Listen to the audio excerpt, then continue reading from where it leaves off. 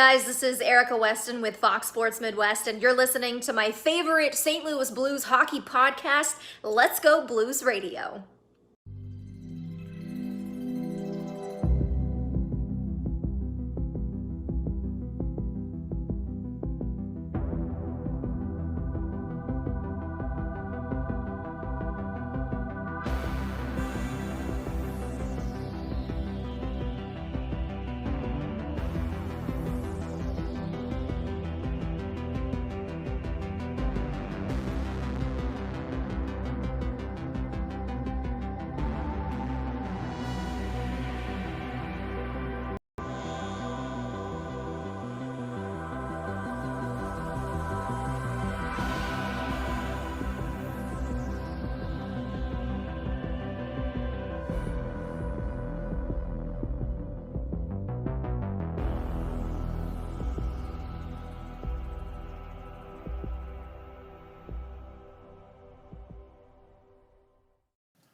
Welcome to Season 8, Episode 62 of Let's Go Blues Radio, the often imitated but never duplicated, the original St. Louis Blues podcast and the most handsome blues hockey podcast. We're broadcasting live on Wednesday, April 22nd, 2020. This is franchise episode number 248 all-time. Your hosts tonight are yours truly, Carey Price, Bill Day, and Jeff Ponder. And for your listening pleasure for the next little while, we'll be talking St. Louis Blues Stanley Cup champion hockey. If you are not careful, you just might learn something. So you've got that going for you. To interact with the show on social media, follow the show on Twitter at LGB Radio. My handle is at Carey Price. Bill's is at Billy Blue Note, and Jeff's is at JPonder94. Follow us on Instagram, like us on the Facebook, and subscribe to our YouTube channel where this show is broadcast live each and every week during the NHL season.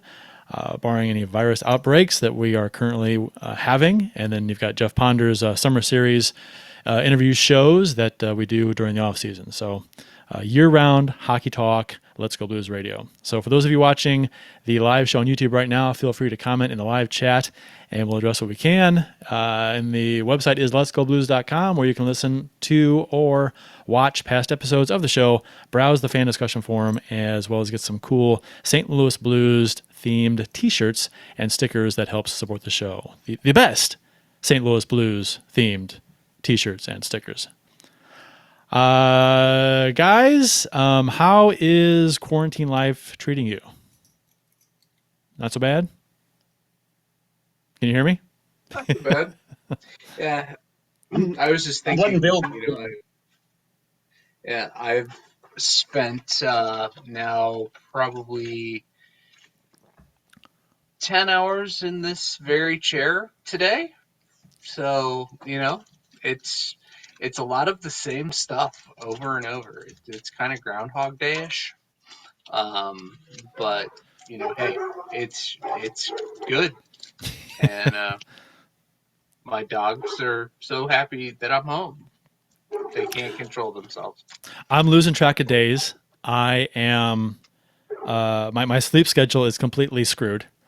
I get up at 8 o'clock. I get up at right at 8 o'clock. Boom, roll out of bed and jump off the computer and go to work. It's before it's like I'm up an hour plus before I go to work, and now it's just I'm up until 3 a.m. It's just up at 8, and it's a mess. And then I'll take a nap at 4 or 5 o'clock, and I'll sleep for a few hours. Then it's the whole vicious cycle over again where I can't go to bed until 3 or 4 a.m. So, that's the same with me. Yeah. You guys can hear me right now, right? Yep. Yep.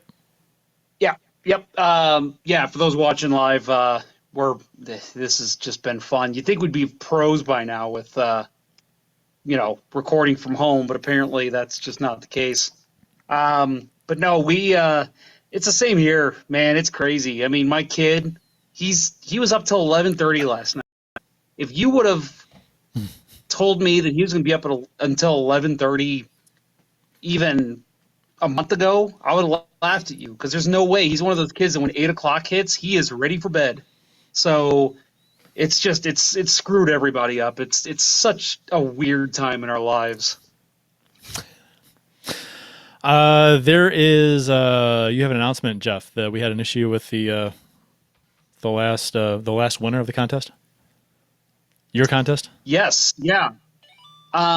So, kind of like what any guest would do on Twitter or Facebook, we want you to watch the show.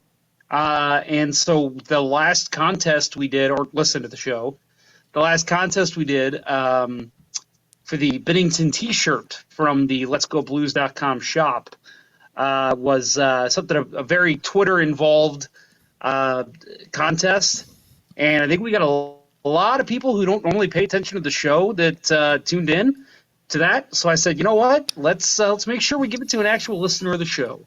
So that's what we're going to do. I'm hoping we're going to do, because I picked a winner. And as far as I know, this gentleman watches and listens to the show. His name on Twitter is number 19. So I guess that's for Jay Bomeister. At Blues Rink Rat. Congratulations, you are our winner. We know his name. I'm drawing a blank on it right now. But he's conversed with the show many times, a long time. Good guy. But yeah, he's got a picture of the cup. I think he's a coach. He's a good guy, though. Lady Cyclones. Yeah. Great guy. Oh, Great guy. real good guy. Real good guy. Good to hear he's a good guy. But yeah, Lady Cyclones, he posted a picture of them with the Stanley Cup. I guess they brought the cup to them, and the girls got to take a picture with it. So very cool. I thought, man, that is definitely worthy of being a winner of that contest. So congratulations to number 19, Blues Rink Rat. Make sure you reach out to us, radio@letsgoblues.com, myself on Twitter, jpunter94, the show Twitter, LGB Radio. Any way you can get to contact us, do that, and we will be sure to send you your T-shirt. Yeah, it's Jesse Hill. Jesse Hill, thank you. Yes, Jesse Hill. No, I did not put the two and two together. Congratulations, Jesse. The official beers of episode number 248. Actually, winning unlimited, which is Adam Gold in the YouTube chat, says episode number. Mark, wow, maybe 250 will have good news about the rest of the season. Hopefully, it's before August. So that'd be great to have episode 250 have some great news. But so we shall see. Anyway, official beers of episode number 248. Bill, what you got, sir? My beer for this evening is, try it up a little closer, ROR, Rye on Rye by Boulevard. It's a beauty. It is a whiskey barrel aged ale with maple syrup. And yeah, picked up a 4-pack the last time we were out picking up supplies to, get through this quarantine, and I'm really enjoying it. Sounds good. It's tasty. Jeff, what do you got, sir? Oh, well, tonight I'm going with our friends from Center Ice Brewery, which keep in mind that at Center Ice Brewery right now you can do pickup. So you just drive up, you go to their back parking lot, pick up some beer. And I know, Kurt, you're going to probably talk to the same. It's a great service they got running right now. This is the Beauty India Pale Ale. Very good stuff. It's a pint. Very good stuff. So definitely recommend it. But as I said, any beer that you can get your hands on at Center Ice Brewery, just go to centericebrewery.com, I believe. Yes, and you can, just make your order and then go pick it up. And that is exactly what I did. I ordered online, super easy, and went and picked it up. Again, super easy. They were waiting outside, and I pulled up, and I stepped out of my car, and they're like, "What's your name?" Gave them my name. They brought it right out to my car. Like, I thought you looked familiar. You Let's Go Blues Radio? I'm like, yeah, that's me. So they gave me beer. I gave them stickers. It was a nice time. And I got the Violent Gentleman Locker Room Supply lager from Center Ice Brewery. So it's my first. I've been wanting to try this. I have not yet. So I also picked up at Center Ice a growler, which is too big for the window.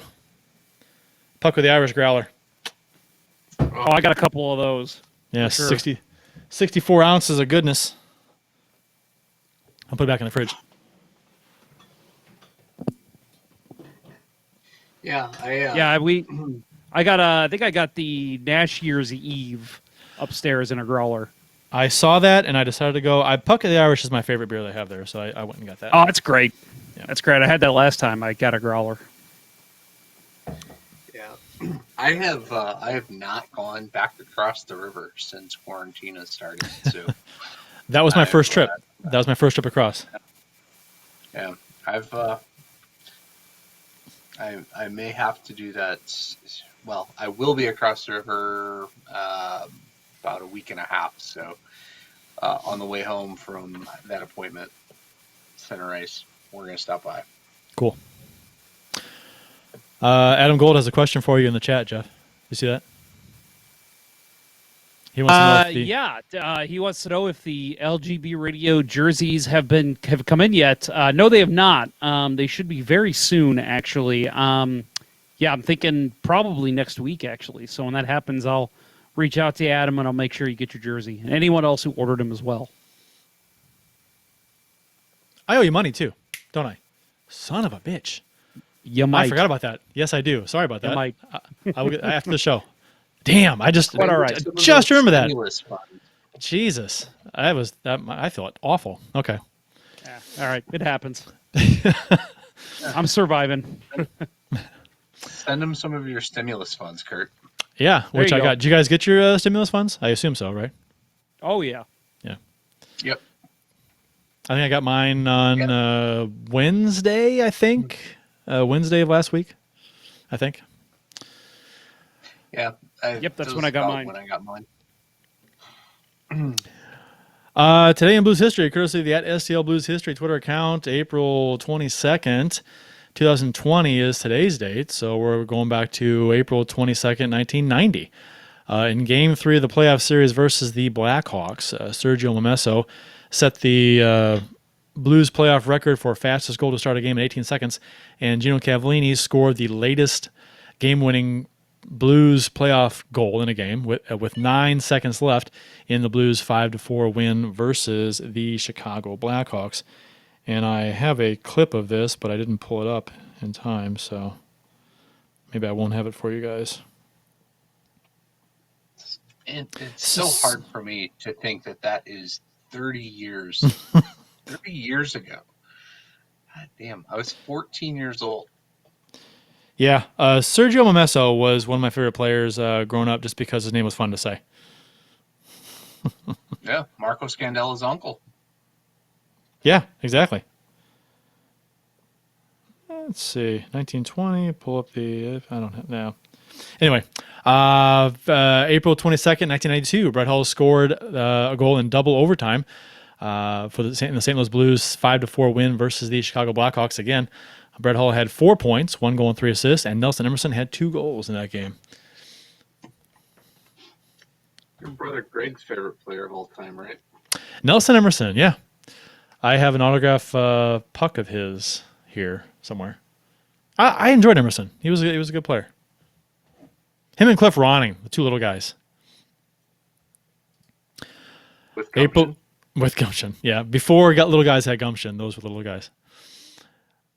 April 22nd, 2017, so just a few years ago, the St. Louis Blues defeated the Minnesota Wild 4-3 to win the series 4-1 on an overtime goal by Magnus Pacioretty. One of the bigger goals in Blues history, scored by Magnus Pacioretty. That was fantastic. Yeah. And I remember laughing. Like, instantly when the goal was scored, I was like, yes! Who was it? Pacioretty. That's hilarious. That's funny.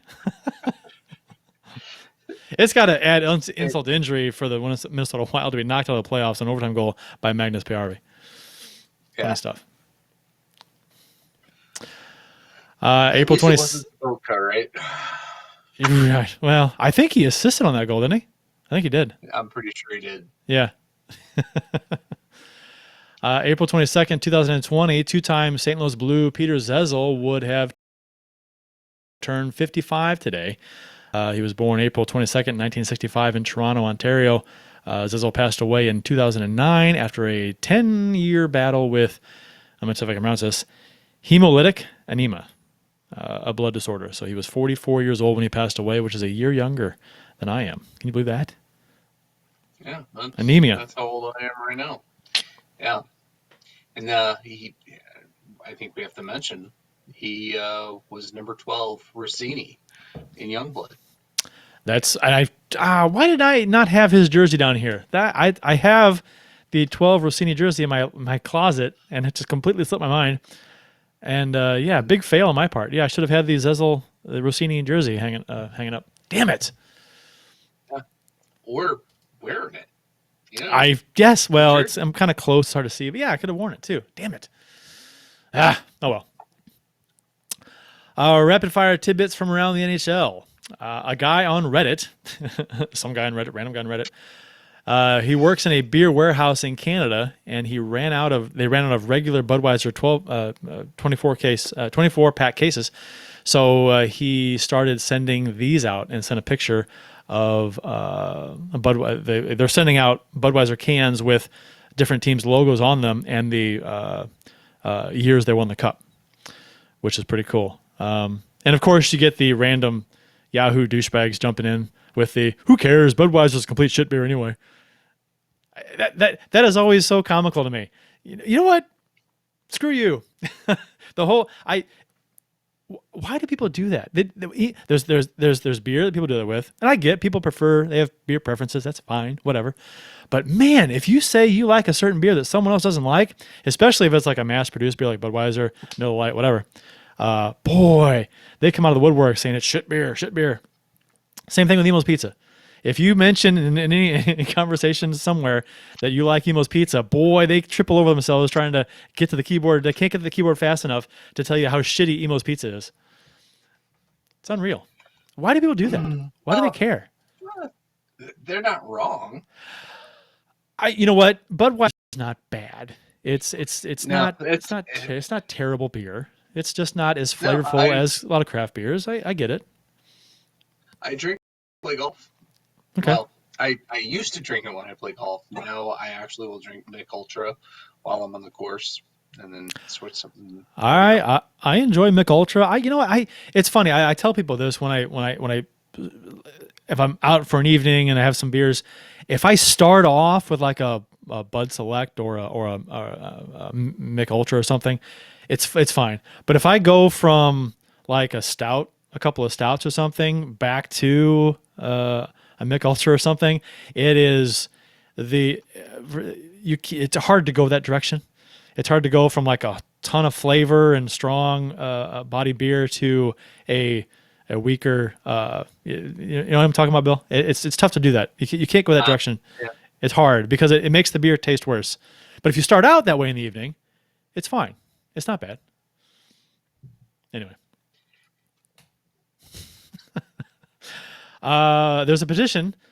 There's a petition out there to change Carey Price's nickname to The Team so he can be affectionately known as Carey the Team Price. Which, if you are familiar with the Montreal Canadiens, that I guess one of the few spots, and Bill, big Canadiens fan, Carey Price has had his ups and downs, but typically if someone's going to carry the team, is it not Carey Price? Yeah.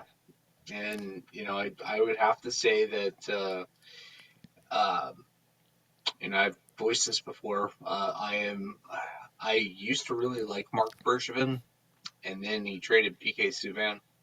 And, it seemed like the team, I thought the team really peaked back, the year that Halak actually took them to, within a game of the Cup final. Back in 2011, I think it was, and that was great. They made the wrong decision, didn't promote Kirk Muller, went into a couple of bad years and promoted Mark Bergevin, and he's just he had a couple of really good moves, but then the Subban for Weber swap didn't work out, and I feel like he's squandered Carey Price, squandered who has probably been the best goaltender in the league for the last 10 years by putting really bad defense out in front of him, and just really bad teams out in front of He him. gets a bad rap because of his salary. He's making $10 million a season. Yeah. I think that's. I mean, it's a huge contract. Yeah, it's a huge I mean, contract. I would argue that if there was one goalie currently in the NHL that is worth that, it would be Carey Price. Unfortunately, he has been, he's had his ups and downs. He's had some injuries, but the teams that they fielded in front of him, especially over the last 2-3 seasons, have just been complete shit. I mean, don't get me started on some of the bad deals that he's made post PK Subban. Hello, Carl Alsner. The money they gave him is ridiculous. But yeah, it's sad. It's sad to me to have watched Carey Price, basically be squandered. I used to like Mark Bergevin until he threw the puck into our own net against San Jose. Yeah.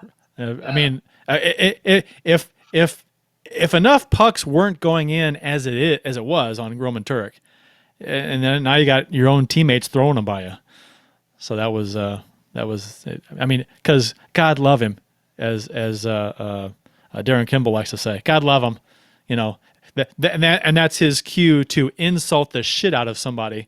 God love him, but right. And he was, God love him, he was a clown in the locker room, and apparently that's backed up all over. He was like a huge prankster and just cracked people up. I always thought it was like a thing in St. Louis. Was like, oh, okay, he's funny, yeah, whatever. But no, you've heard other people talk about that, and it's just other teams he's been on. So yeah. Did you know why Mario Lemieux wore number 66? You guys may know that. I think I'd heard this before, but never had it confirmed by him. Do you guys know this? Turned Gretzky upside down. Yeah. He had the same agent as Wayne Gretzky, and his agent, when he was wanting to pick a number, his agent suggested he pick 99 upside down, and so he did. And it's as simple as that. I'd heard that rumor before, but I saw a video of Lemieux explaining how he got 66, and it was him saying it. So I'm like, oh, well, that's pretty cool. Blues news. The Blues sign Blais, Scandella, and MacEachern. They get some deals done. Pretty good. MacEachern's $900,000. You can't complain about that. You can't complain about any deal under $1 million, I don't think. Scandella, 4 years, 3.275, and then Blais, 2 years at 1.5. Thoughts on these deals? I like them all, except the only thing with Scandella, I think people have said that the 4 years might be a tick long or whatnot, and also with us trying to sign Pietrangelo, signing Scandella and taking a chunk of the remaining salary cap at 3.275 per is interesting, which now means that we would have to trade or buy out someone to sign Pietrangelo. So your thoughts on the trades, Bill, on the signs? I think that Armstrong is probably betting on the compliance buyouts that that have been rumored in the wake of the league shutdown and potential restart. In making that decision, he's I think Rutherford came out with a piece in The Athletic shortly thereafter saying it's not, the signing of Scandella doesn't mean that Pietrangelo is definitely gone. I think Armstrong's going to, he's going to do that calculus and he's going to weigh that in and say that more than likely we're going to be allotted a compliance buyout going forward. So if that's the case, everybody seems to have pegged Steen for it. Makes the most sense. His contract, was the, by Blue standards, probably the most egregiously backloaded of any contract but he'll be fine. I could totally see Steen getting bought out and then re-signing with the Blues for dirt cheap. If that's allowed in the rules, I don't know if they wrote that in that they couldn't do it. So. Well, that's a good angle on that. I hadn't thought about that. I wouldn't shock me if you can't do that, but that's interesting. And people, it's interesting to me. It's kind of funny. That once the Scandella signing happened, you saw all these comments from Blues fans talking about how, Pietrangelo's gone. He's gone. And I'm like, well, listen, if he's only gone if he wants more money and won't come off of it than the Blues are willing to pay. You know what I mean? He's not going to. You can always trade somebody. You can always free up salary to sign a guy if you think, okay, yeah, we think that's good value for Pietrangelo. We think it's a fair price or whatever. We think he's worth that. You can free up salary. You can make trades. You can dump a guy to a team to get to the cap floor and for a fourth, fifth round draft pick or whatever. Just salary dumps happen all the time. So you can make that happen. But I think the thing is that it all boils down to if the Blues are willing to pay Pietrangelo, if they can come to an agreement on a price. If it's like 8.5 per or whatever, and now with the salary cap not going up, probably, maybe even going down, that's going to be extra interesting, and it might affect the length of his deal. He might not want to sign a 6-year deal. He might want to sign a 2-year deal to wait for the salary cap to go back up and to be able to get a better deal in the long run, maybe. But no, I agree with you about the compliance buyout. And for those who don't know what a compliance buyout is, the NHL is rumored to be considering giving each team a compliance buyout, which I'd kind of be shocked if they don't give them this at this point. So a regular buyout consists of a team paying the player 2/3 of his remaining salary, and then that gets spread out over the length of double the years remaining on his current contract. And 2/3 of the contract then counts against the cap, so there's a little bit of cap relief there. A compliance buyout is the same thing as a regular buyout, except after the buyout, the 2/3 salary figure does not count against the cap, so like it does in the regular buyout. So there's a major cap relief there. So that's what the whole point behind buying Steen out would be with the compliance buyout, because you'd free up what does he make? 5.35 or 5.6, whatever it is. Yeah, I thought it was 5.25, but. It is 5.75. So he's 5.75. Boy, I missed you fellas. Crazy. Hey, Jeff. Yeah. I got fed up and I went back to the old blue snowball for this. So I imagine good. I sound much better. It sounds good. Yeah. I'm very annoyed. All this high-tech equipment over here just decided not to work tonight. And I can't. Are we already talking about buying out Steen? Good Lord, you guys! We are. Moved we are. are. The show pretty quickly. I mean, that's what happens when you're not on the show. We just plug along, and we kind of glaze over stuff, and then we don't get the in-depth analysis that you give. Obviously. Way to walk yourself back there. Thanks. But yeah, no. So the other option of a buyout is Bozak, which somebody brought up, which he's got one more year left in his contract, but he doesn't make as much. And Bozak honestly brings more to the table. So I think he's worth more. I mean, he makes less. And actually Steen's buyout would be $3.8 million, spread out over 2 seasons. So that's only 1.9 million per season. So the Blues can absorb that. That's not Now, there was an interesting conversation I had on Twitter with a guy who was dead set on buying out Falk with the compliance buyout. And I'm like, his Blues contract, the 7-year contract that he was signed to before the season, hadn't even started yet.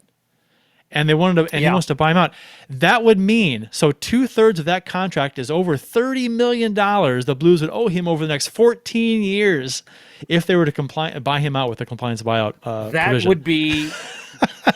That would be the Rick DiPietro conversation for us. It'd be asinine. We'd be having this show in 14 years saying, "Oh my God, I can't believe Falk's contract's still in the books." Plus, and to be honest, I know people are going to disagree with me because they're recency bias with this stuff, but Falk brings more to the table than Steen does in the long run. He's gonna.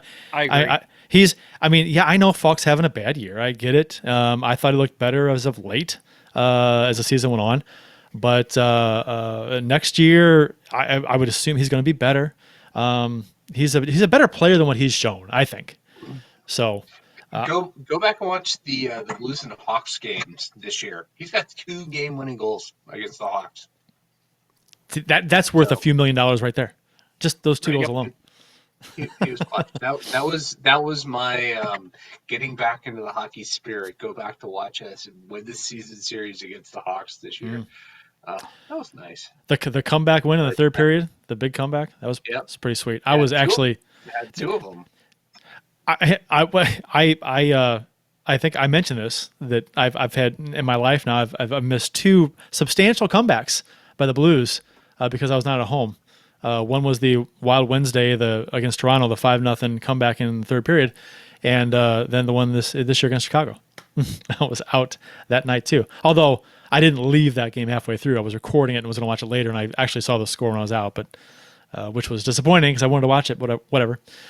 I'll say that with Falk, talking about Falk, I've watched a couple games back this season since it's free on NHL TV, and I've specifically been watching Falk. There are really and truly games where he looks like, okay, I can see why the Blues want him for 7 years, and not an offensive juggernaut, but a guy who can provide offense, play decent defense.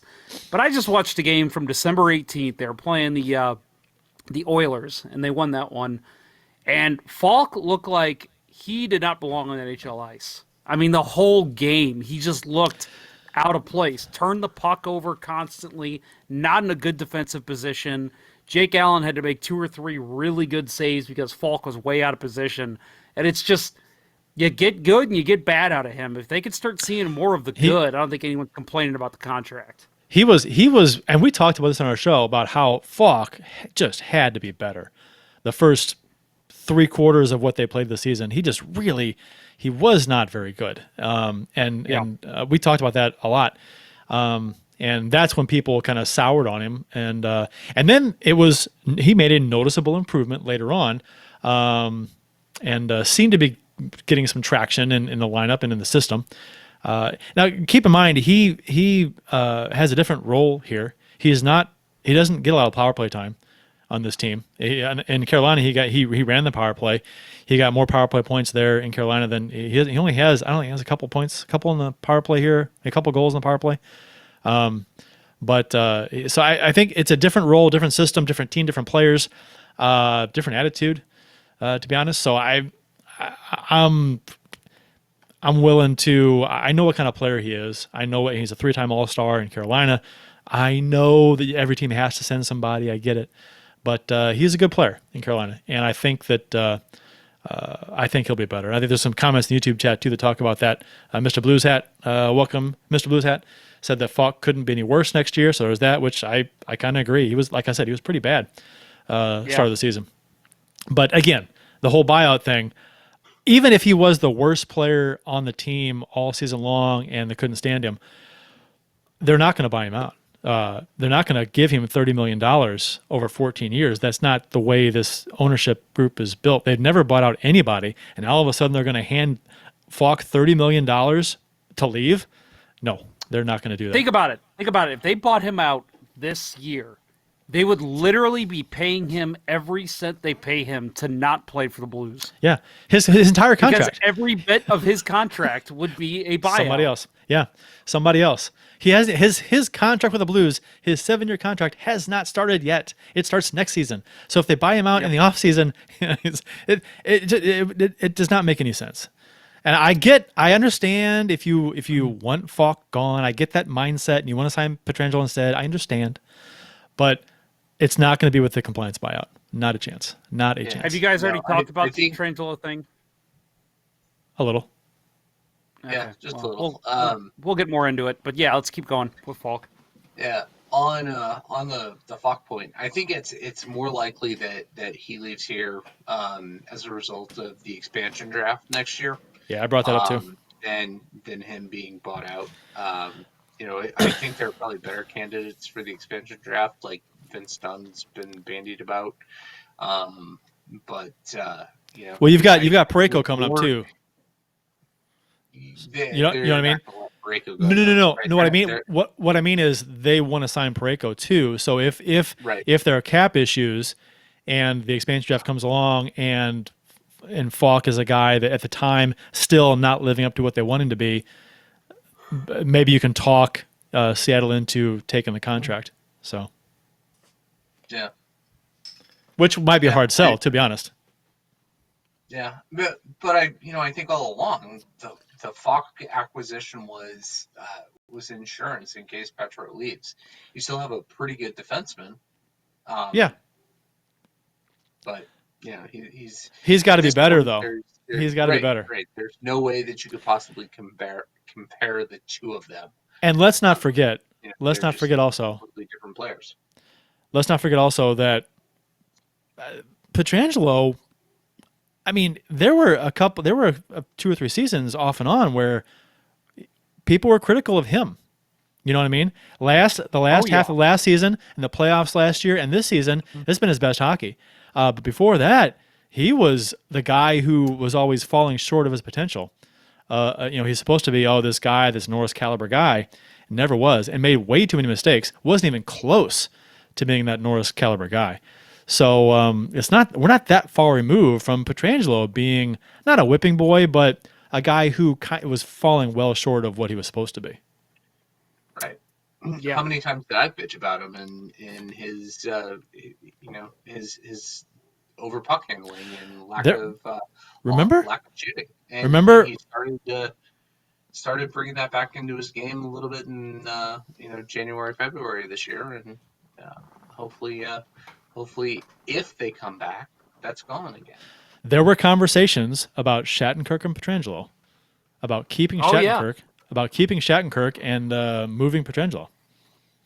And that was 4 years ago or so. The talk was that Shattenkirk was probably going to be better for this team in the long run than Pietrangelo. Right. Which not the case, obviously, but at the time you're like, Pietrangelo is not the guy. He's not. I mean, he was okay. He was fine, but he was not. He was. I always said that I thought he was. He had more value. He was always highly respected elsewhere. It seemed like, but when we watched him play every day, I was like, he's not living up to what everyone's saying about him. So, is it a thing where you could sell him and get more from him than what he's probably worth at the time? So, we had that conversation too. So there's a couple comments I want to get to in the YouTube chat. I'm not sure how much you guys have been paying attention to that. There's some good conversation going on there. First of all, Winning Unlimited. It's funny you say this because, like I said, I watched that December 18th game earlier, and he says here, there are moments when Falk can really dominate the play of the game, the game, and he can also pull a Brewer out of nowhere. I literally earlier... Every time Brewer did something stupid, I always said the only word to describe it was a bonehead move. And Falk pulled a bonehead move in that game I was watching earlier, and I'm like, last time I said that, it was a Blues captain. I agree. He was not good. Not a good player start of the year.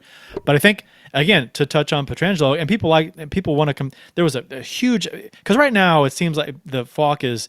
People are angry at Falk because that's the big contract, the underachieving player, and there's an issue with signing the captain maybe, and that contract seems to be in the way.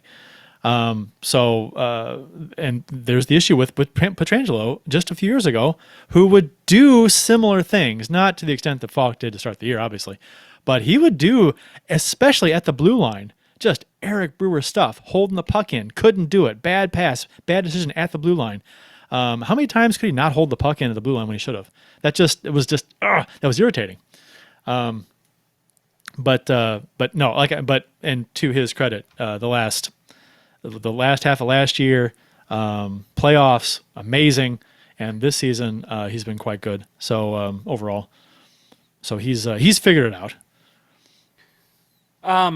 Also, another comment here from our friend Crappy Goalie. How high of a pick would you offer Seattle to take Falk's contract, and what type of pick do you think it would take for them to agree to take him? Crappy Goalie, first of all, but while I answer your question, I'm going to ask you the same question. What do you think? But for me... Let me answer that by asking you this.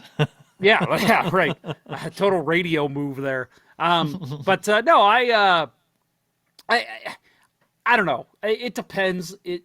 And obviously, we've got a full year until the Seattle expansion draft. If he turns it around, maybe my answer is different. But I would say right now, and I know that this is probably the unpopular opinion, the draft can be such a crapshoot, and the Blues are in a win-now mentality that money could be spent elsewhere. Shit, I'd offer him a first or second round pick. I know that's crazy, but it's such a low pick anyway that it doesn't bother me to just say, yeah, you know what? Take our 31st pick and, go ahead and take Falk, and that frees up, about $5 million for us. That would be typical Armstrong, would it not? To do something. He gets out of a bad contract, but it's going to cost us, a little bit. So, but hey, it got us a cup. It did. No, As much as I complained about that kind of thing, it worked. So if you need to do it again, do it again. I think Armstrong should just make trades, just tons of trades, because typically, for the most part, he's been very good with making trades. Trades are his thing, apparently. The re-signing the players on the team, that's where he typically gets into trouble with bloated contracts and stuff. So. Yeah, if you hear Doug Armstrong re-signs a player in November, so why? I know. Laterra, it just stands out. It's like, oh, come on, really? Yeah, like, the signings Saboka that he's had recently, during the coronavirus breakout layoff, it's like, you have a much better idea of the players you're signing, and you're able to plan for the future right away. But yeah, when he made the Laterra and really even, the Bouwmeester extensions a couple years ago, the timing was just so bizarre. Yeah, I don't get Awful. that. Yeah.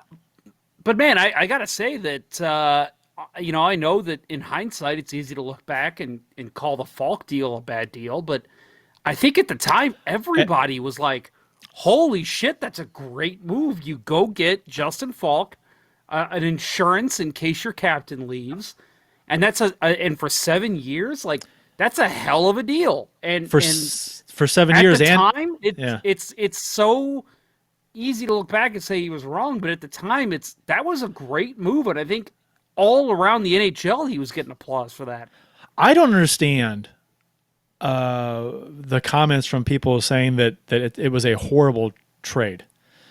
I mean, I understand that Falk has not lived up to what he was supposed to be, but all of a sudden now it's like Joel Edmondson was this fantastic defenseman that we gave up, and Bach was this fantastic prospect. I mean, Edmondson, when he left here, he was a healthy scratch a number of times in the regular season and playoffs. He was having a down season. So we moved a player who had fallen out of favor a little bit at times, and he was if the team had a off game defensively, Edmondson was the scratch. And so that happened. What he was scratched like 4 or 5 games in the playoffs. Yeah. So. And that's not. And if you can trade a guy that you're scratching in the playoffs, and bring in a guy, a 3-time All-Star in Falk, who runs the power play, which the power play we wanted to work on. So that was like a big deal to bring in a defenseman who could run the power play as well. So, okay, and that was like the you said, one Jeff. Weakness. Yeah, and like you said, Jeff, insurance for not signing Pietrangelo is brilliant. It really was a fantastic move. I think we talked about it on the show being a good move. Some people were really high on Bach. You know what? I'm sorry. He's in Europe. He might be a contributing player in the NHL someday, but until he isn't. and he may not even ever get here. He probably will, and he'll Yeah, get some I games, agree. but you never know. So you're trading a known for unknown. We've talked about this a lot, and the unknown commodity in Balk was not a blue chip. So he's expendable, especially for a guy like Falk with his track record. So I think that was a at the time it was a trade, and if I had to do it over again, I'd do it again because I think Falk is going to be better than he has been. Yeah, and Crappy Goalie echoes your sentiments here.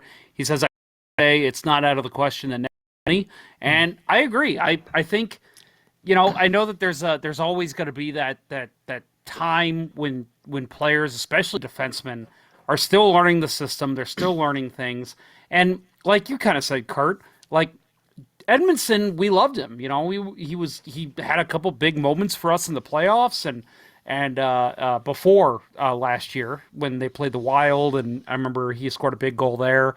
But he was a guy that wasn't playing, and they went and got a guy who you're not going to healthy scratch. I mean, even on his worst night, I still think Justin Falk is still a sixth defenseman. Joel Edmondson's roughest night, he's not in the NHL. So it was a guy that wasn't fitting into the system well. You went out and you got a guy who you hoped could work out in the system. And hey, again, like I said, being the optimist here, I guess, you could easily say, okay, right now, it hasn't worked out yet, but it's only been half a season out of an 8-year guaranteed of having Justin Falk. Right. So maybe he turns it on in the playoffs. Maybe next year. Maybe he gets a bigger role next year. Even if they re-sign Pietrangelo, they somehow something else happens and they bring Falk and he starts playing. Because let's face it too. When he was playing top line minutes with Pietrangelo, I think that was his best hockey. So maybe it's just a matter of he's getting lost in the shuffle and he needs to play more. So when we start seeing that, because he needs to start earning that contract, maybe that's when we see his best hockey. Another thing with bringing Falk in, that evened up the lefty-righty. We had matchups on defense. So that was another chip to another feather in Armstrong's cap. Okay, we got the lefty-righty matchups evened out. Vegas Blues fan in the YouTube chat, who I had a conversation with on Twitter about Falk, and he doesn't like Falk. And we had really quick. Yeah. I just want to tell Austin Lynch to hang on, don't go anywhere. But Kurt, go ahead, because I got something for you, Austin. Okay, so no, we had a conversation back and forth on Twitter, and I had noticed before that he was really critical on Falk, and rightfully so, because Falk wasn't playing very well. But and we had a good back and forth, and he says that I don't think Falk will earn his money next year, but good for him if he can. I'm more of the optimistic point of view as far as because as far as knowing what kind of player he can be. I think he has a chance to play much better. And Mr. Blues Hat said it's not a bad trade, but the contract was bad. And I think everyone most people were happy we got Falk. I think when we made the trade, like you just said, Jeff, people liked Edmondson. They was a fan favorite kind of guy. But when it was for a 7-year contract for Falk, it's like, woof, 7 years. Yikes. That's a long time. So I get that. And what did Mr. Blues fan say? I think it was him said, he still doesn't think, outside of the last 2 years, still not sure Petro has earned the 8 years at $9 million. And he's not wrong. That's a lot of money. Austin, all that I'll add is I'm not sure if again, I was messing with stuff earlier. I'm not sure if Kurt and Bill got to your questions. And the reason I'm bringing this up now and interrupting conversation is Austin said he's going to go, and we haven't heard from Austin in a while. One of our favorite listeners, and he's been asking us, what we've been doing during the quarantine, and he just posted. And I want to ask him a question. He says, "I got to go, guys. I have a call in the morning. Good night, guys." Was he a senior this year, fellas? Do you remember?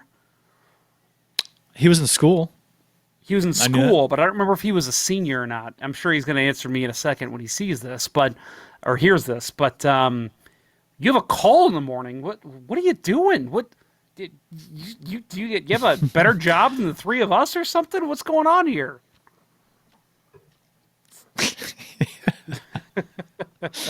He says he'll stay for a few. So thank you. And, Okay. and Keith, I want to get to your comments about where games are going to be played because I love your idea. We'll get to that in a minute. And I'm interrupting the show just for the guy who says he's going to leave. But yeah, Keith, I want to talk about your thing too, Keith. Anyway, continue with the Falk conversation. No, I was looking over the comments as well, and somebody asked, Crappy Goalie asked, have the Blues ever bought anyone out? No, they have not. Jay McKee. They didn't buy out Jay McKee. They did? Yes, they did. We've had this conversation almost every week. Huh. 2009, Larry Plow bought out Jay McKee. That's the only buyout since Yuri Himlev. Huh. Okay.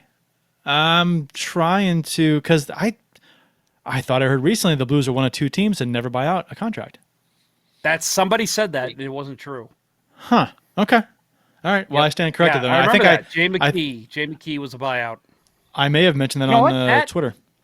That is something I'm going to write down. That would be a fun interview for the past to the future. Jay McKee. So Jay McKee was bought out. Okay, there we go. What did you think of being bought out? Yeah, I will ask him that question. How did that feel? You know what? I bet you if it's not a good situation, I mean, it's like it's you're getting an advance on your money, and plus you're getting double pay. You're getting all your money from your 2/3 of your money from your contract, and then you get to sign somewhere else and get more money. So I mean, money wise, it's fantastic. I'm going to let Austin leave. I'll just say he says he was a sophomore this year. So, Austin, sorry you didn't get to enjoy the end of your sophomore year, but I feel mostly terrible for the seniors who didn't get to enjoy all the stuff we did as seniors. That kind of sucks. But, Austin, thanks for tuning in. Hope you're staying safe. As far as what we're doing for the quarantine, I'm just staying at home and being bored out of my fucking mind. But that's about it. There's our YouTube chat has taken a turn about the games in Africa. It usually does. About games in Africa. Be careful what I read here. And how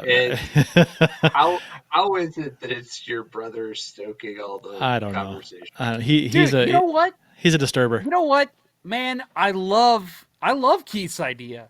Games in Africa? That sounds amazing. Why not Outdoor games in Africa. For some reason, he's right. Africa has not been terribly affected by the coronavirus. Now, maybe that's going to change over time. And when it does, it's going to possibly be the end of civilization because it's not going to be controllable. The virus is going to be That's true. And we're all going to die.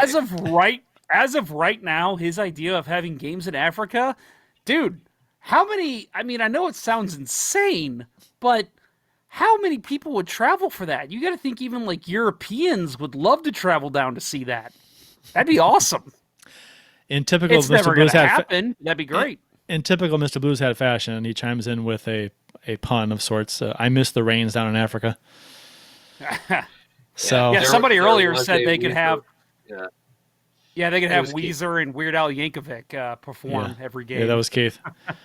And Vegas Blues fans, Vance said that Africa is, what did he say? Africa would be the most ridiculous place they could play. So he disagrees with you, Jeff. Africa is not civilized in the desert. No cities or facilities. Well, there's a lot of cities in Africa. There's a lot of there are civilizations in Africa. South Africa is I do believe South Africa is pretty very nice. Yeah, very nice. Cities and everything. Yeah, it's like the real world down there.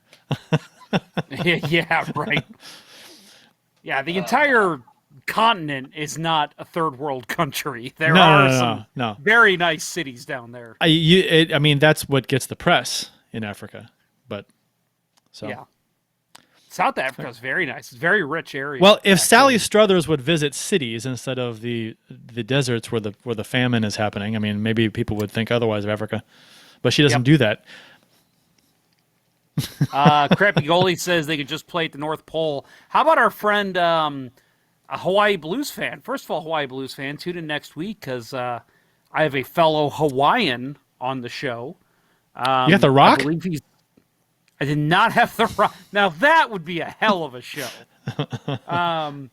No, I believe he's in Honolulu. You guys might know better than me. I should have asked that. I don't know what island he's on, but Ken Wilson, former Blues announcer, he is currently in Hawaii. Damn it, Keith, you got me saying Africa. But yeah. They don't, so anyway, they don't know it's Christmas time in Africa though, so I'm not sure we want to go there. They know when it's Kwanzaa time though, right? That, real quick, sidebar, Family Guy. Later seasons have not been great, I will say, and I don't watch it at all anymore.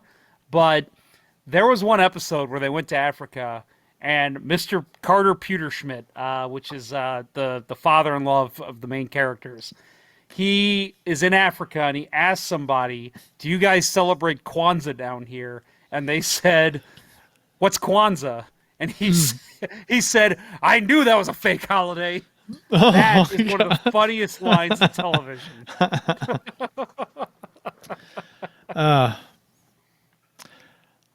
This isn't insensitive, is it? What Keith said last one? No, that's fine. That's just he's for the price of one hockey for the price of one hockey puck, you could feed an entire village for a week.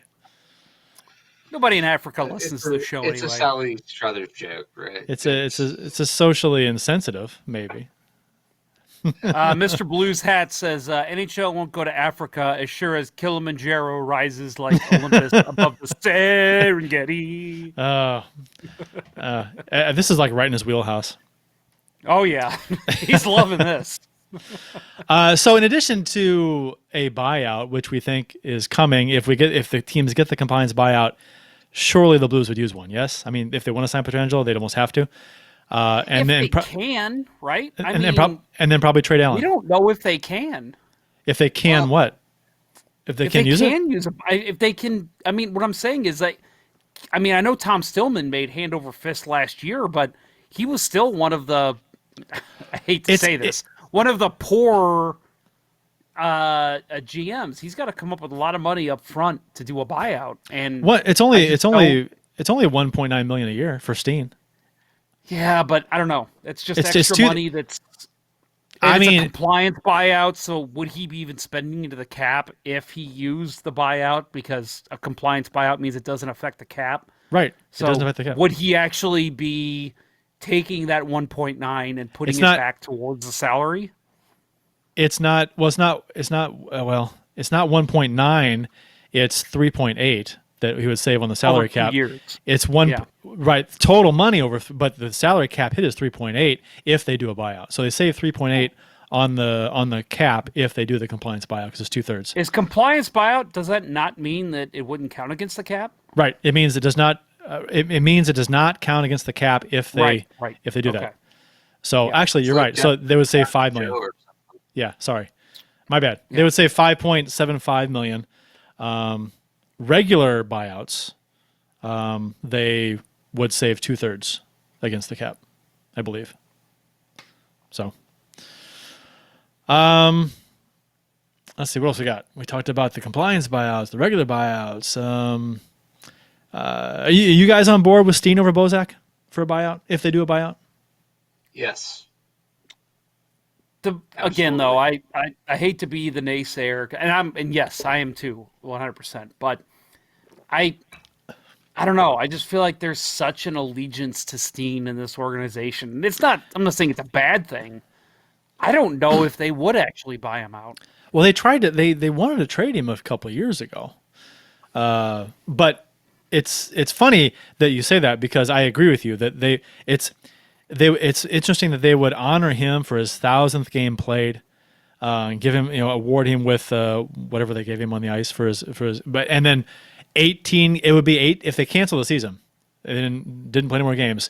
18 games later, they buy him out and say see ya. That'd be a really interesting kind of dynamic there, is because they just honored him 1,000 games of the Blues or 1,000 games in NHL, yada yada, and then see ya 18 games later. I could see him being a guy that they would ask to come back in a some kind of developmental coach way. Maybe even I don't know if he's interested in like assistant coaching or AHL coaching, but I could see them doing everything they can because he has been a loyal member of the Blues, and it seems like Armstrong's a pretty big fan of Steen's, which I'm fine. Again, I'm fine with. We all like Steen on this show. I know a lot of Blues fans don't because of what he's making and how he's an older player, but I like Steen too. But yeah, I mean, if it makes sense that he would be your buyout, I think. Yeah, as I said before, he's kind of guy that maybe you buy him out and ask him to come back cheaper. But I also think there would be a pretty strong draw for him to go finish his career in Winnipeg. Well, how compliance not works that they're too. Right. And I was They just saying, always Winnipeg they always isn't- say isn't that as- when you use the a best buyout, cap a compliance, when you use a compliance buyout, you're not allowed to re-sign with the same team for less money, right?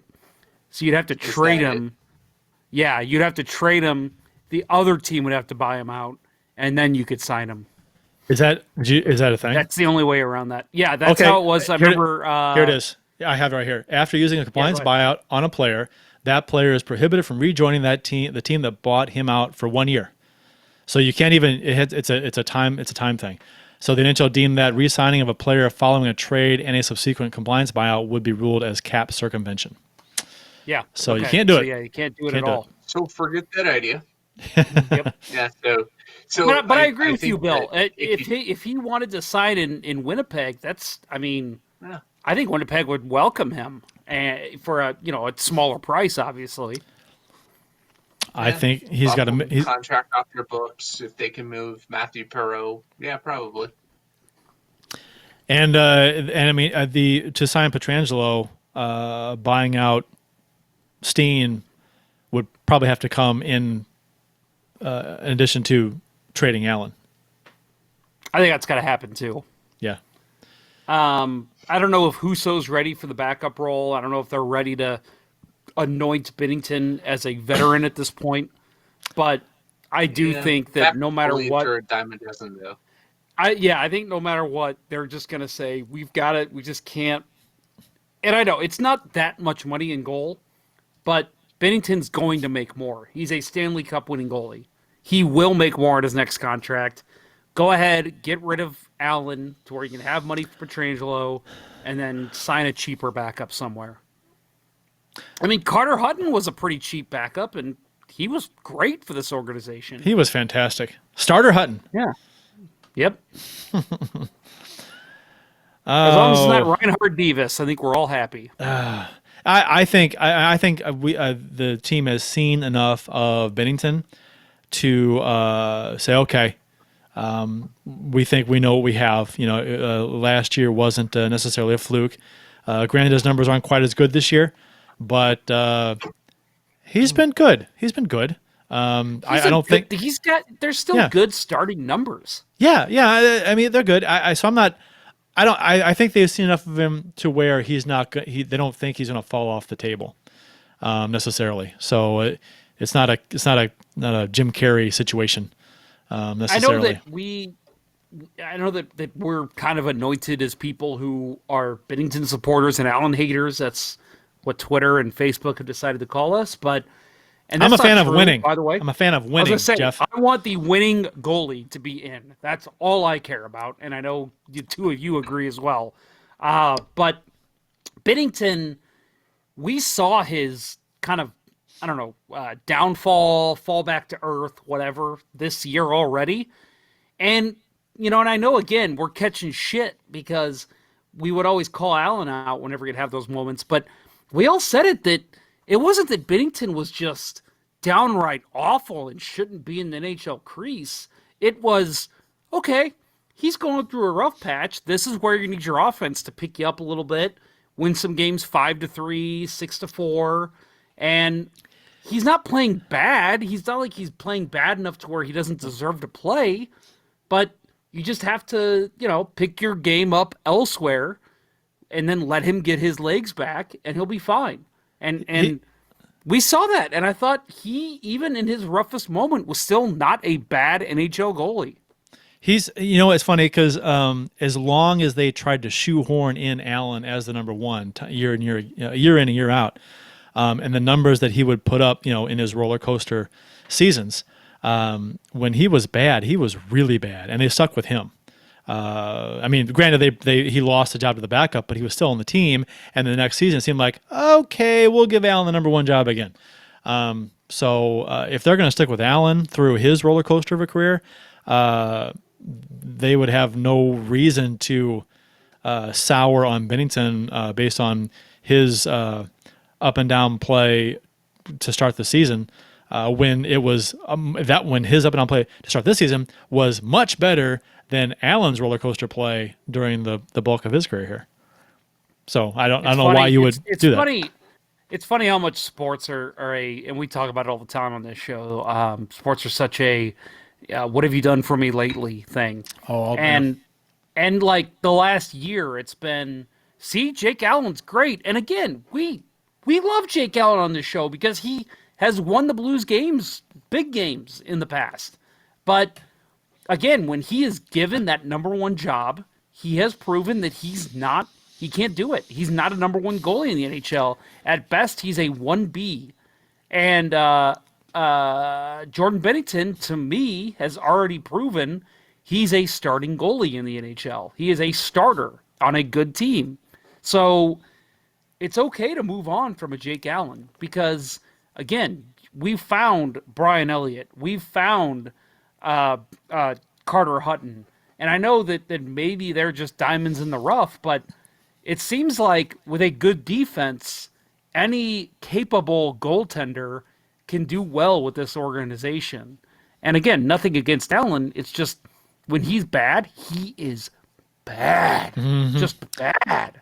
And to his credit, he's been very good this year. He's been great. He had a few early in the season. He had a few starts that were not good. The one against Montreal was bad. He had a couple others were bad, and we thought, okay, this is Allen again. But no, he turned that around, and he's been a very good backup this season. So done a great job this season. So we're thankful for that because that was one of the question marks we had was goaltending. I mean, granted, you have the Stanley Cup winning goalie, Binnington, who lit the world on fire, but still, he had only played half a season ish. So you wanted to see more out of him, and so thankfully he's been good enough this year. So Andy Slater, who works for Fox Sports Radio in South Florida, which is wait a minute. Before we get into this, because I know we're going with this, I just want to ask you guys one question. We don't have to go too deep into it, but right now, give me a yes or no. We don't need to talk about the variables. Will Alex Pietrangelo be a St. Louis Blue in 2021? You go first, Bill? Sure, I'll go first. No, I don't think he will be. I think he will be. I'm with Kurt. I think he will be too. I think they'll figure it out. And yeah, well, and the only reason he won't, the only way he won't be, I don't think it's going to be a cap issue. Well, I think it'll be he's asking for $10 million or something, and they don't want to pay that. I think that'll be the case. If he's asking for like $8, if he'll settle for $8.5 or something, or whatever, and the team's cool with it, then I think if they agree on a salary, I think they'll fit him in. Which, sorry, I expulsed on that, and I did not mean to. You said not to. I did the same thing. It's okay. We're all guilty of talking too much, except Bill. I'll edit that out. Yeah. So Andy Slater, who works for Fox Sports Radio in South Florida, which I thought was when I found out who he was, I was scraping the bottom of the barrel for scoops. So at first I thought he was a Fox Sports guy. Then it was Fox Sports Radio, and then it was in South Florida. I'm like, Jesus Christ. See, I actually heard his name, and I thought he was AC Slater's younger brother. Oh, see, maybe Preppy. I thought he was on the wrestling team. You know, Mama. He tweeted. God, yeah. Okay. Anyway, he tweeted today that just in The NHL is looking at restarting the season in July. Games will be played at 4 or 5 neutral sites with limited or no fans, according to Africa. Florida Panthers president Matt Caldwell. On the conference call, he said this plan is not finalized. So if they are literally willing to do that, personally, I'm on board. I'm on board with finishing the season any way they can. I mean, 1,000%. as long as it's not against, what the states are trying to do as far as, like, if the states are not opening up back up again and the league wants to, I'm like, no. Nothing's open. Don't restart the league. Don't be stupid. But if states are opening back up in July, or June or July, they're going to open up pretty soon, actually. Some of them are. But so if things are kind of getting back to normal with reservations and social distancing and stuff like that, in late June, July, and the league wants to open up, go for it. And if you don't have fans in the stands, I don't care. That's fine.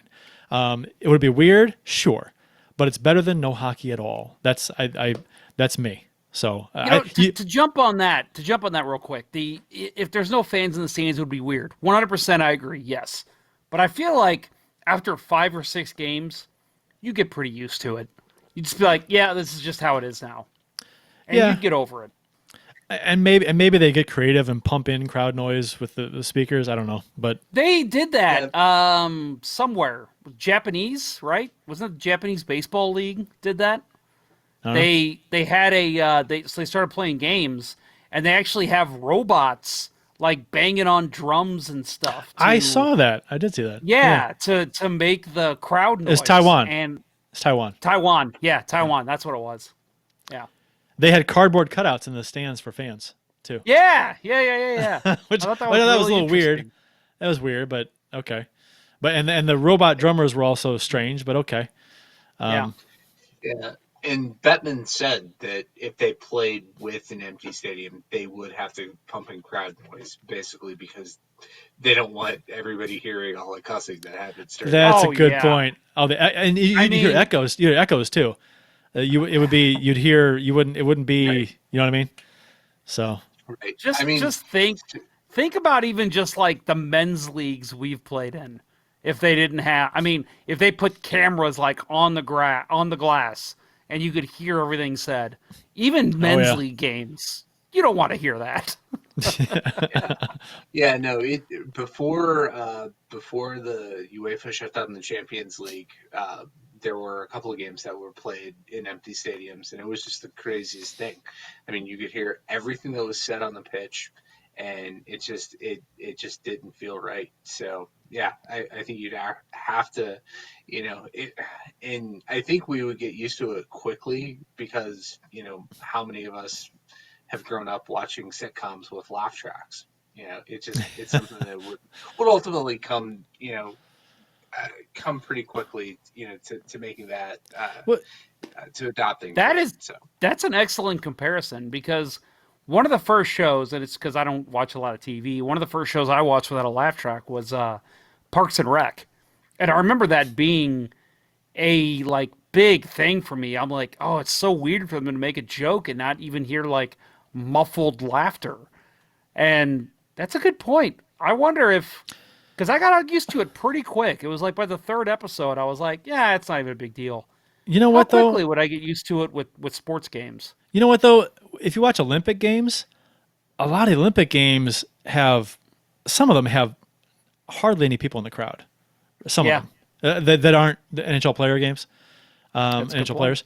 It's a very sparse crowd, not a lot of noise. And I don't think I really cared about that necessarily. I mean, I noticed it, but I didn't really care. It didn't bother me that much. So it might be something similar to that. And the comments after Andy Slater's tweet were kind of weird. Some people were chiming in, just cancel the season already. I don't understand that mindset. First of all, is that why? If the NHL players and the NHL want to try and play, and it's safe to do so, or relatively safe, and the country's opening back up again to some degree, why not? Why not try and play? Why? That's a weird comment to make. Oh, just cancel the season.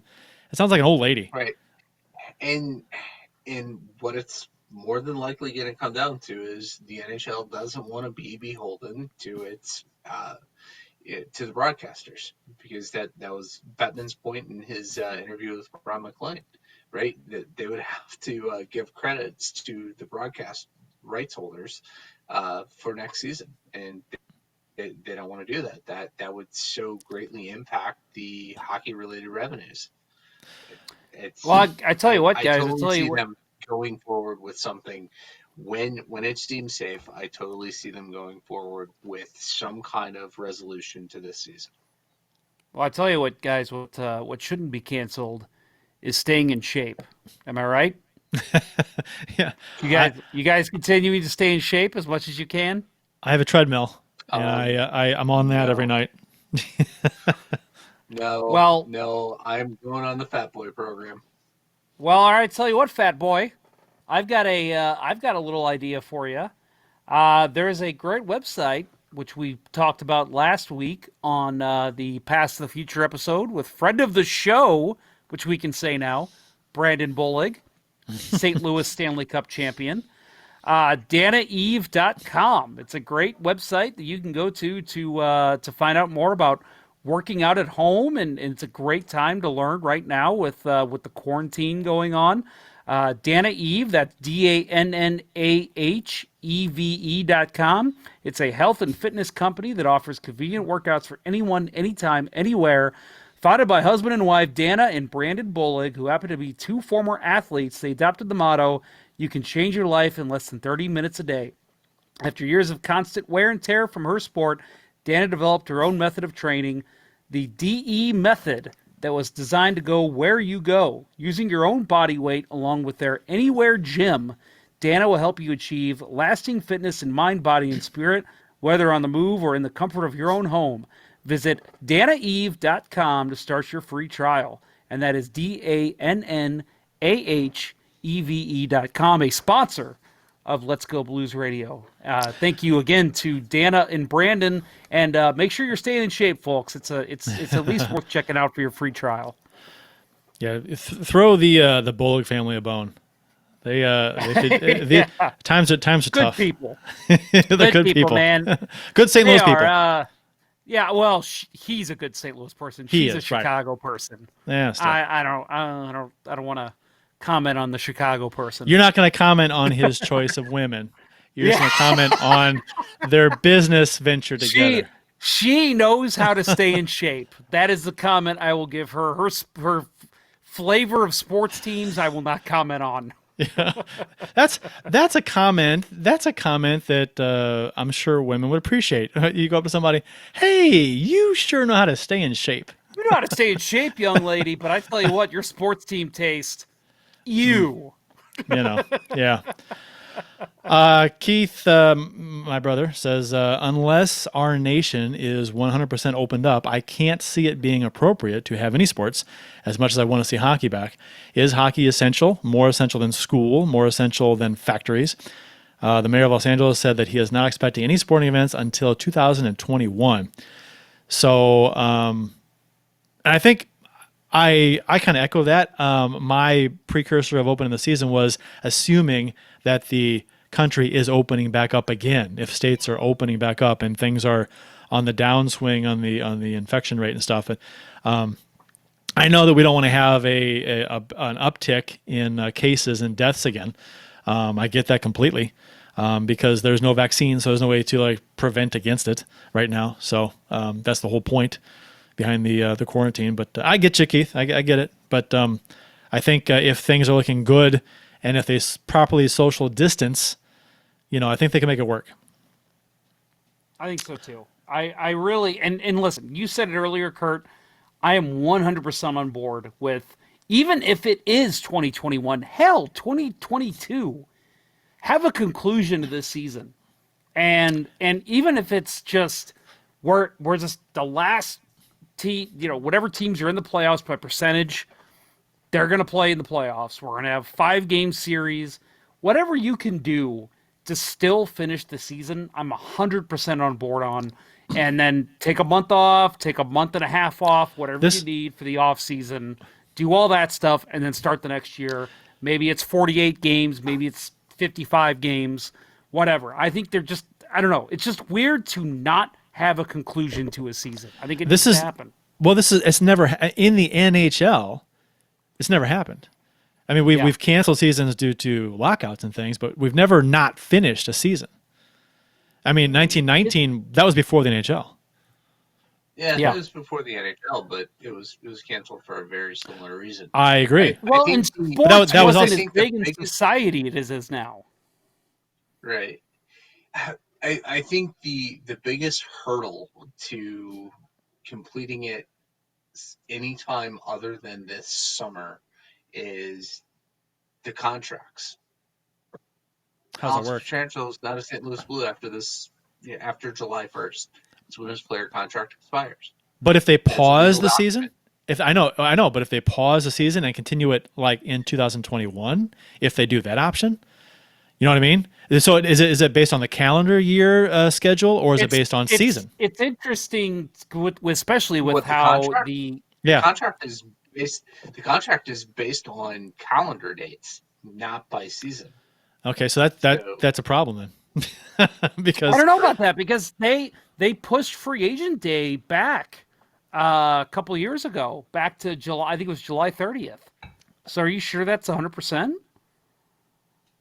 I mean, maybe there's like some kind of like a bylaw that says, okay, well, we can push it back so many days if we have to. I don't know. I'm asking. I don't know. Yeah, it was my impression that the way that a standard sports contract is written is not by season but by calendar dates. I would imagine maybe that's something right. It's probably something that's collectively bargained. Right? Like maybe they say, okay, yeah, July 1st is when contracts are up. But in the case of, situation A, B, and C, you can push that out 60 days or something along those lines. I don't know. To your point, it's a good question. I think it could be negotiated, on more than a player-by-player basis. But then if you get, I guess if it isn't something that is, if it's an all or none thing, I think you'd have at least a couple of players who are like, I don't care, I don't want to play. But I agree with most players want to get this season in. They said they'd start the season in August if they could get the season in. And it's about between it's the about NHL money and other leagues too. Well, it's about money, because the NHL, if the NHL doesn't finish the season, the players' escrow will be screwed up, and they'll lose money along with the league. So players' salaries they're not.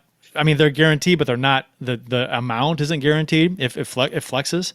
Because Jonathan Toews, if you remember, he was outspoken not long ago about the current system. He's supposed to make $10 million per season, but he's only really taken home about $9 million before taxes, I guess. Guy. Yeah, I know, right?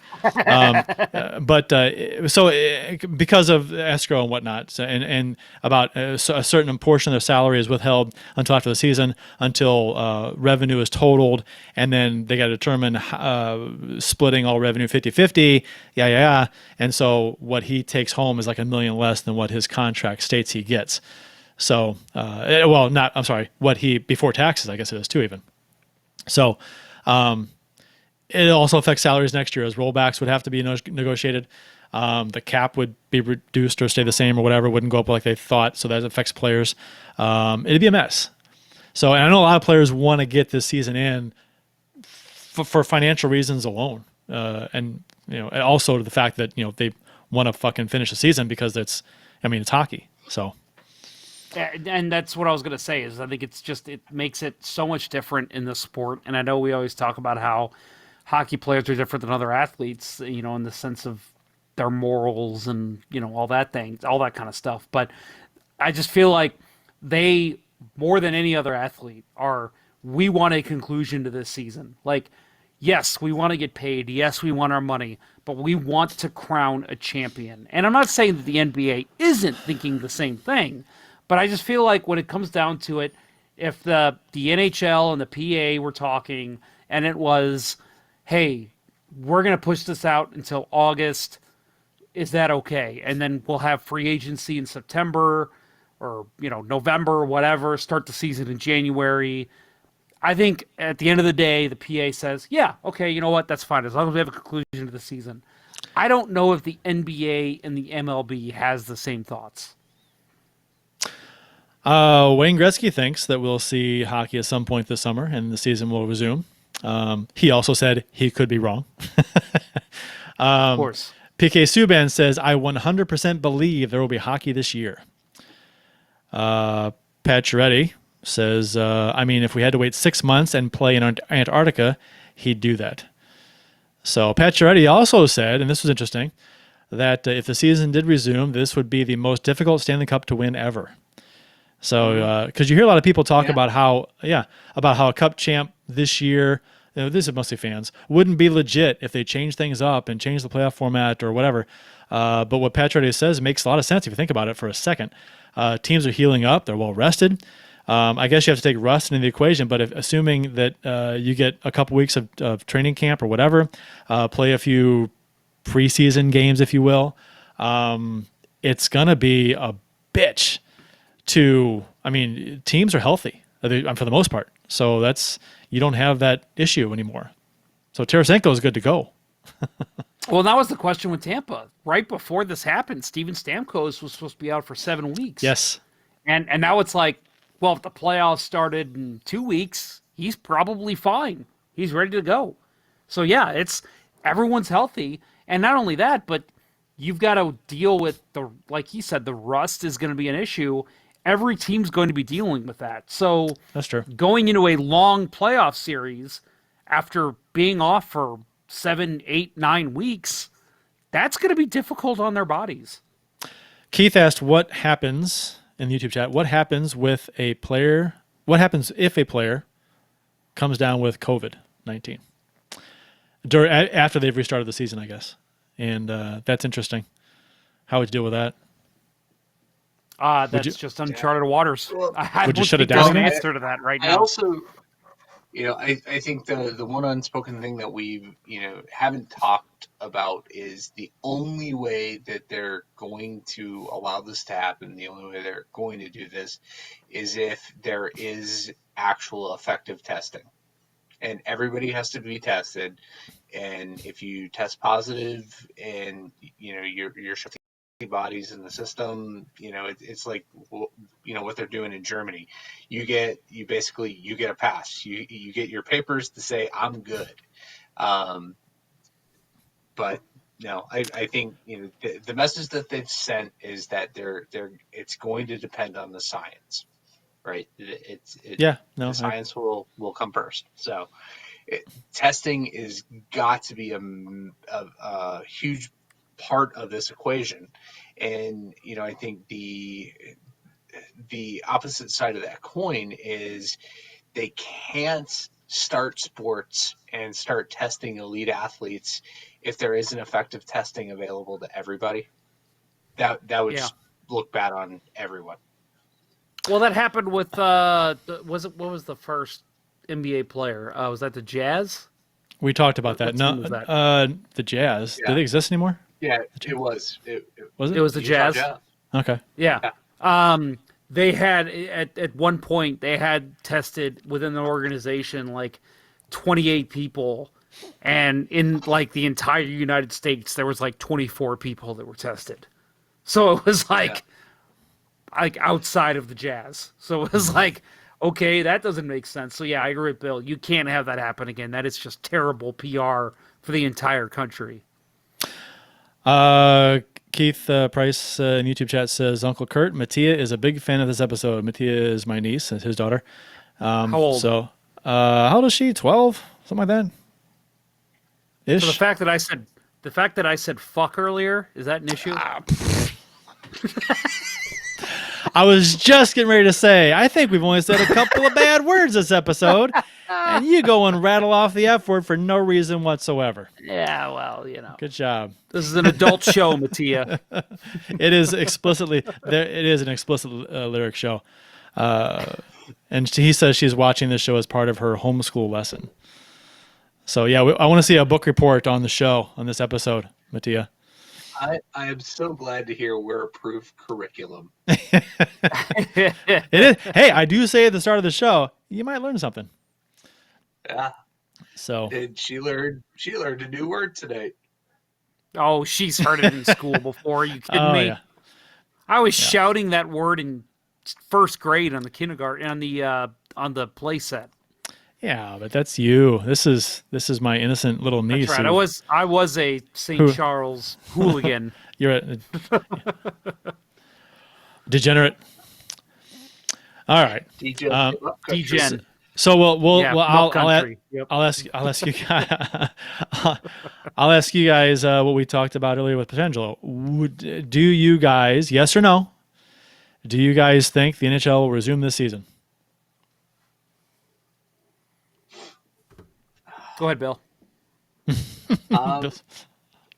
This is something I'm more optimistic about. I think they're going to try. Okay. I think the answer is yes, 100%. Maybe it's the optimist in me that is just pushing through, but I agree with you fellas. I think they're going to try. I just feel like not with we mentioned 1919 before. I just feel like again that was a completely different circumstance. Plus, sports wasn't as important in society as it is today. I just feel like no matter what, they're going to say, I don't know how we're going to do this, but we have to crown a champion. We just have to. Yeah, for the record books. I think as long as the curve is flattened and going down and states are opening up, I think they're gonna try. And they may not start until August. But I mean, I think that would get it done. I think I don't know if the playoffs would look anything like the playoffs in the past, where there's 16 teams. But we'll see whatever they do. Like I said, some hockey, a version of hockey is better than no hockey at all, in my opinion. Maybe tournament style something. There's going to be something done to where they will figure it out. Like Kurt said, maybe it's just that we're being optimists, but I feel like in today's society, you can't play as many games as they did and then not crown a champion. As long as all these states opening up now, they're talking about opening up, and the beaches opening up in some states and things. As long as what they're doing now doesn't screw things up and make cases skyrocket again.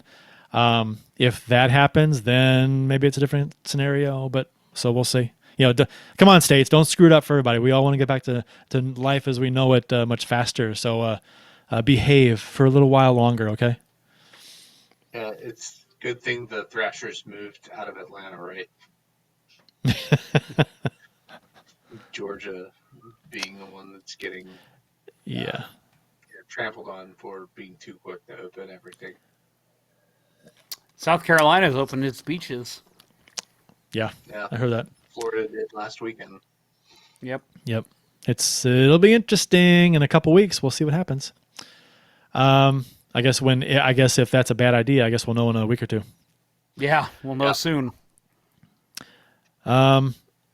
Yeah, Keith says let Georgia be the guinea pig for the country. Yeah, there's no teams in Georgia, so as long as it's just isolated to Georgia, that's fine. Hey, Las Vegas, the mayor came out and said today that they would be the guinea pig. I don't know if you guys saw that story. No, but I saw a story on them where each casino said, was losing millions a day. Yeah, she said the mayor came out and said that they would that there needs to be a control group in all the in this whole coronavirus thing, and she thinks Las Vegas would be perfect to be the control group. So basically, open it back up, let it happen, and see what happens. It is in the desert. Yeah, I don't know. We'll see. It's warmer there. Anderson Cooper made it look pretty stupid, to be honest. The coronavirus will go away in warm weather, right? Know what they say? Yeah, that's probably not as entirely true, considering it's spreading through Brazil and it's summer there. Yeah. All right. I think we have no stats to go over. And next up for the Blues, who knows? Who knows who and who knows when? Austin Lynch told me to scroll up and read his comment. I'm thinking he's talking about this one. Vince Dunn. So this is kind of stats. Let's add this into the stats. Vince Dunn and Jordan Kyrou just won $100,000 in a Fortnite tournament for charity. You know who's crying about that is the Vancouver Canucks, who are not allowed to play Fortnite. Oh, they're not? We covered that on this show. Oh, You guys know that. right. That's They're- right. They were told they're not allowed to play Fortnite because it was getting in the way of their training. Wasn't it? Who was it that was playing it? The playoffs. Wasn't it? Line Line played it. not- That's right. No, Line it was wasn't playing Line it. was it? Yes, it was. Was it Line A? Yeah. It was Okay. Line Yeah. who for the Jets, He could took a not lot get of off. shit because, yeah, Yeah, yeah, that's right. playing like deep into the morning. It's worse than Kurt with trying to keep a good schedule. That's pretty bad.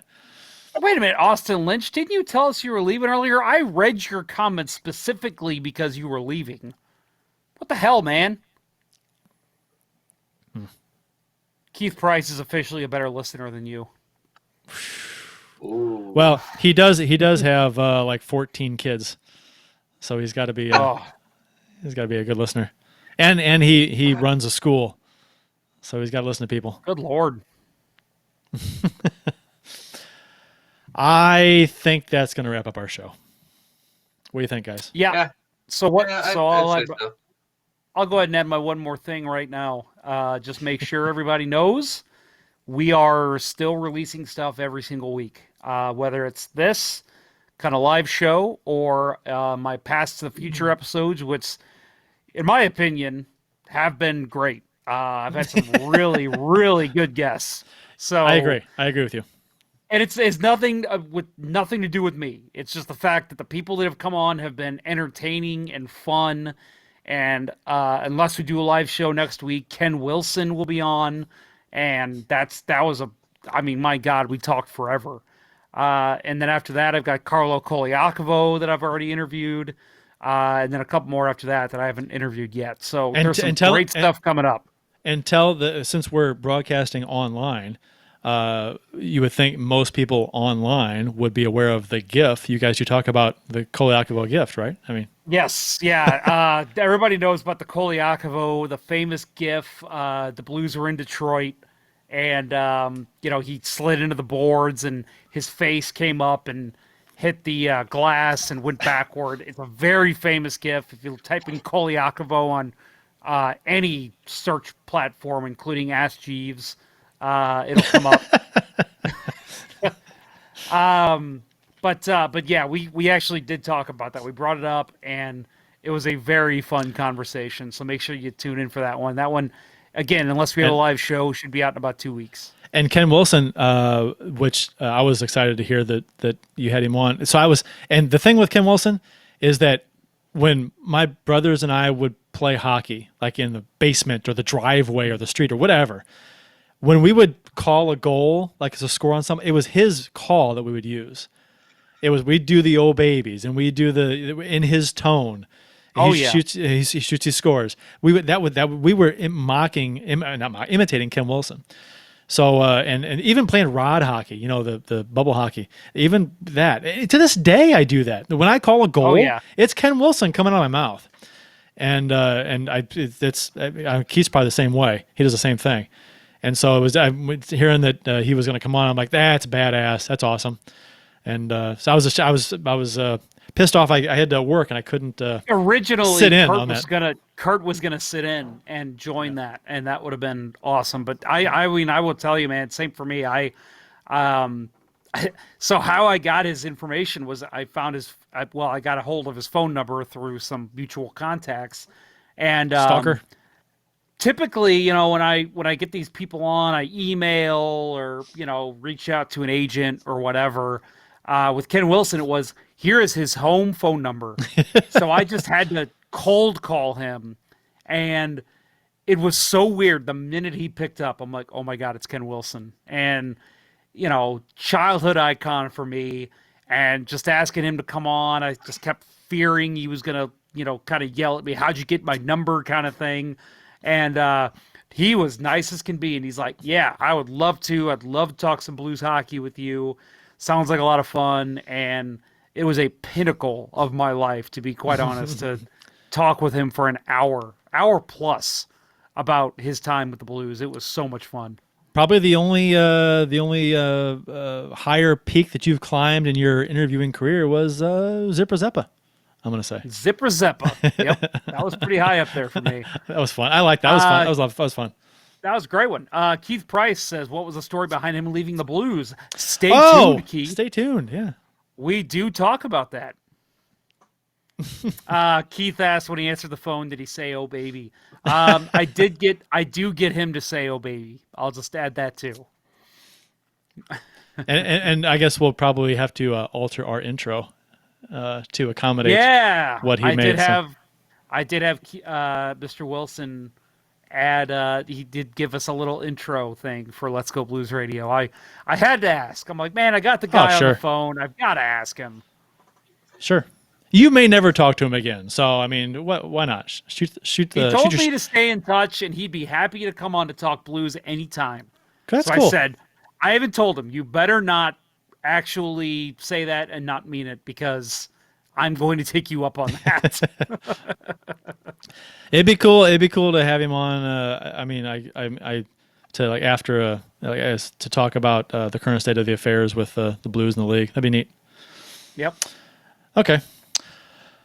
Well, that was the first time we had a live show in a while. So that was that'll wrap up episode 62 of season 8. And speaking of which, episode 62, we were off on our episodes by like 1 or 2 for the last like 4 or 5 weeks. I don't know if you guys knew that. Oh, did not.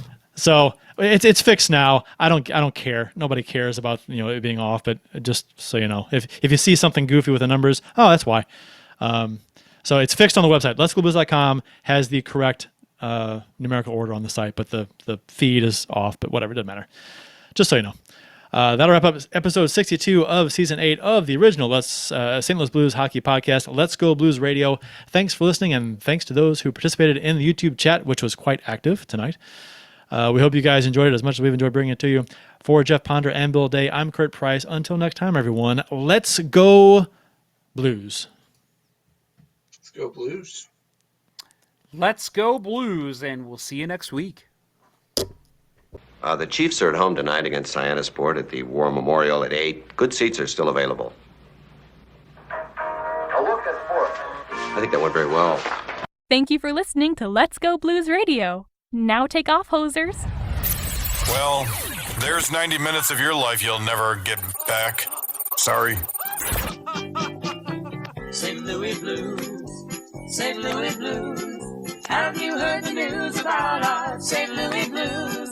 They've only just begun, they're on their way to number 1. Now there's no more blues for our St. Louis Blues. The Blues are on the ice.